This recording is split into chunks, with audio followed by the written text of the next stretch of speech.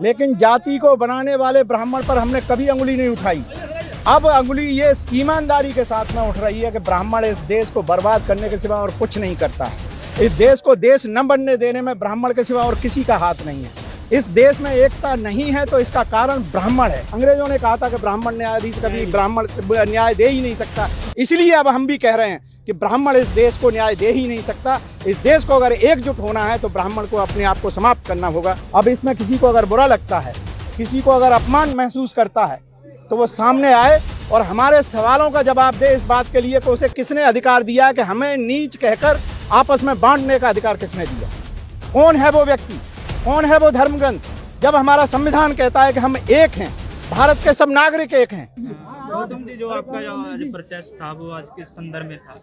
ये जो हाथरस में हमारी बेटी के साथ में जिस तरह का सामूहिक तौर पर बलात्कार किया गया और उस घटना के बाद सरकार और समाज के वो मनवादी लोग जिस तरह से इसका गलत तरीके से इंटरप्रिटेशन कर रहे हैं और उसके साक्ष्यों को जिस तरह से मिटाया गया है और सुप्रीम कोर्ट का, हाई कोर्ट का और जुडिशरी का चुप होना, सरकार का इस पर टालमटोल करना, आपस में जातियों में बंटवारा करना, इन सब बुराइयों को एकजुट करके इसके विरोध में हम लोग इस आंदोलन में निकल रहे हैं।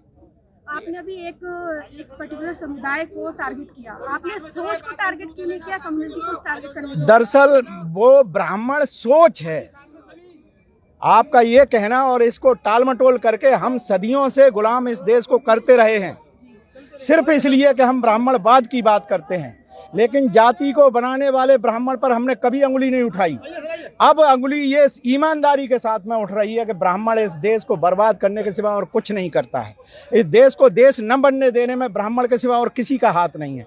इस देश में एकता नहीं है तो इसका कारण ब्राह्मण है, सिर्फ ब्राह्मण है।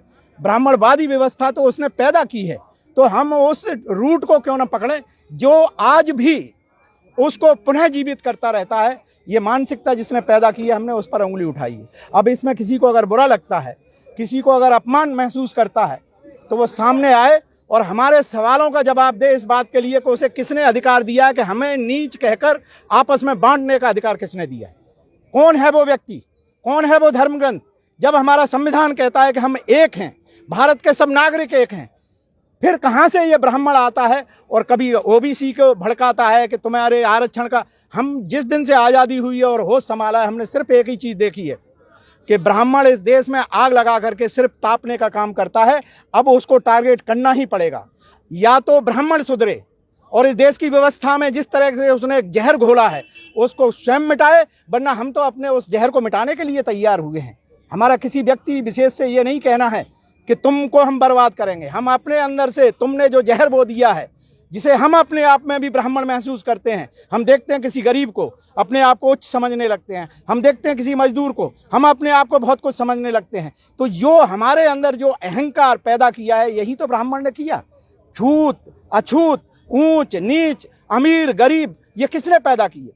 ये मानसिकता सिर्फ एक ही व्यक्ति पैदा करता है, क्योंकि उसके पास रोजगार है, उसके पास मंदिर हैं। मंदिरों में जाकर के ब्राह्मण अपने क्या फैलाता है? सिर्फ भ्रम, झूठ। हमें नहीं पढ़ने देता। क्यों नहीं पढ़ने देता है? हमारे बच्चों को पढ़ने की अपेक्षा मंदिरों के आरक्षण के नाम पर या अंधविश्वास के नाम पर, पाखंड के नाम पर हमें बांटता ही तो है। उसको रोकने के लिए अब हमें जरूरी है कि सिर्फ हमें एक ही को टारगेट करना चाहिए। अगर वो न्यायाधीश होगा, अंग्रेजों ने कहा था कि ब्राह्मण न्यायाधीश कभी ब्राह्मण न्याय दे ही नहीं सकता, इसलिए अब हम भी कह रहे हैं कि ब्राह्मण इस देश को न्याय दे ही नहीं सकता। इस देश को अगर एकजुट होना है तो ब्राह्मण को अपने आप को समाप्त करना होगा। धन्यवाद।